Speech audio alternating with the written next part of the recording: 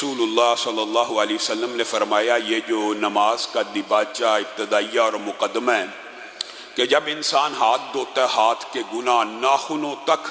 جھڑ جاتے ہیں، کلی کرتا ہے زبان کی سارے گناہ معاف، منہ دھوتا ہے آنکھ کی ساری خیانتیں معاف، پاؤں دھوتا ہے، ہاتھ اور پاؤں بنیادی طور پہ گناہوں کے مراکز ہیں، جس طرح زبان اور آنکھیں گناہوں کا مرکز ہیں اور آنکھوں سے اور زبانوں سے انسان بے شمار گناہ کرتا ہے، اسی طرح ہاتھوں سے اور پاؤں سے بھی بے شمار گناہ ہوتے ہیں۔ ہاتھ مال حرام کماتا ہے، مال لیتا دیتا ہے، ہاتھ کے گناہ بڑے زیادہ ہیں۔ اس طرح قدموں کے گناہ، جتنے بھی گناہوں کی جگہ ہیں وہ قدم ہی ان گناہوں کی جگہ کی طرف جا رہے ہوتے ہیں۔ تو گویا وضو، اکیلے وضو کرنے سے اللہ رب العزت سر سے پاؤں تک جسم کے سارے گناہوں کو معاف فرما دیتے ہیں، اور پھر صرف اس عمل کو کر لینے سے جو گناہ معاف ہوتے ہیں وہ تو ہوتے ہی ہیں، اس عمل کو کر لینے کے بعد اشہد ان لا الہ الا اللہ وحدہ لا شریک لہ اشہد ان محمدا عبدہ ورسولہ، اور دوسری روایت کو ملا لیا جائے اللہم اجعلنی من التوابین واجعلنی من المتطہرین۔ صرف یہ دعا اس عمل کے بعد اگر کوئی پڑھتا ہے، حدیث کے الفاظ ہیں کہ رسول اللہ صلی اللہ علیہ وسلم نے فرمایا اس کے لیے جنت کے 8 دروازے کھل جاتے ہیں، وہ جس دروازے سے چاہے داخل ہو جائے۔ عمل صرف وضو ہے اور الفاظ صرف یہ ہیں، اور جنت کے 8 دروازے کھل جاتے ہیں۔ ہاں کھل جاتے ہیں۔ گویا اس عمل کے اندر بنیادی طور پہ آپ کا اور میرا فائدہ ہے، آپ کا اور میرا فائدہ ہے، لیکن اجر و ثواب اللہ کی طرف سے۔ رسول اللہ صلی اللہ علیہ وسلم جب جنت کے 8 دروازوں کا ذکر کیا کرتے تھے تو ایک مرتبہ حضرت ابو بکر نے یہ پوچھ لیا رسول اللہ صلی اللہ علیہ وسلم سے، اللہ کے رسول، کوئی ایسا شخص بھی ہوگا جس کو جنت کے 8 دروازوں سے بلایا جائے گا؟ ایک تو آپ کے سامنے رکھ دیا اور معین کر کے رسول اللہ صلی اللہ علیہ وسلم نے فرمایا ہے ابو بکر مجھے امید ہے اللہ کے ہاں کہ آپ انہی لوگوں میں سے ہوں گے جن کو جنت کے 8 دروازوں سے پکارا جائے گا۔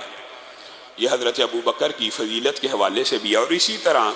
اس عمل کی ایک فضیلت یہ بھی ہے، ایک تو ہے آج کل کا وضو۔ آج کل کا وضو بڑا آسان ہے، آپ نے وعدہ کیا تھا انشاءاللہ ہر روز رات سونے سے پہلے کر کے سوئیں گے، لیکن آج کل کا وضو آسان ہے۔ محدثین نے باب باندھے ہیں،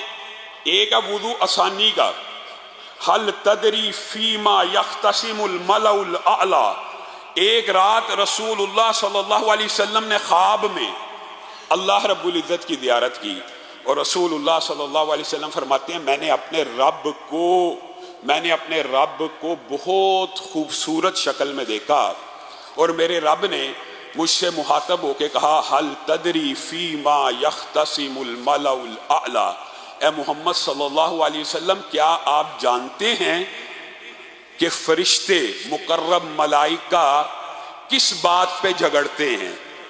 کس بات پہ جھگڑنے سے مراد کن اعمال کو لکھنے کے لیے ایک دوسرے کے اوپر سبقت لے جاتے ہیں کہ یہ عمل میں لکھوں گا، دوسرا کہتا ہے نہیں میں لکھوں گا، تیسرا کہتا ہے یہ مجھے لکھنے دو، آپس میں گویا مسابقت کرتے ہیں، جھگڑ پڑتے ہیں کہ یہ نیکی کا عمل مجھے کرنے دو۔ اور محدثین نے ان اعمال میں سے ایک عمل ہمارے موضوع سے متعلق ہے، بلکہ 2 عمل ہمارے موضوع سے متعلق ہیں، وہ آگے چل کے آپ کے سامنے رکھوں گا۔ ایک جو موضوع جس حوالے سے وضو کی بات کر رہے تھے کہ اسباغ الوضوء فی المکارہ، یہ وہ ہے آج کل کا وضو آسان ہے، اور بعض اوقات وضو مشکل ہوتا ہے۔ وہ کون سا وضو مشکل ہوتا ہے؟ سردی کے موسم کا، ٹھنڈ کا، بہت زیادہ سردی ہو تو انسان کو وضو کرنا مشکل لگتا ہے، یا انسان بہت تھکا ہوا ہو تو انسان نے ایک معمول بنایا کہ میں ہر روز رات کو وضو کر کے سوؤں گا، لیکن ایک دن تھکاوٹ ہے، سفر ہے، وضو کرنے کا دل ہی نہیں کر رہا، تو اسباغ الوضوء فی المکارہ، رسول اللہ صلی اللہ علیہ وسلم سے اللہ نے پوچھا آپ کو پتہ ہے فرشتے مکرم ملائکہ کن اعمال کو لکھنے کے لیے جھگڑتے ہیں؟ تو رسول اللہ صلی اللہ علیہ وسلم نے کہا نام فی الکفارات، ایسے اعمال کو جو گناہوں کا کفارہ بن جاتے ہیں، کفارات کو لکھنے کے لیے ان میں سے ایک عمل یہ ہے کہ اس وقت وضو کیا جائے جب وضو کرنے کا دل نہ کرے۔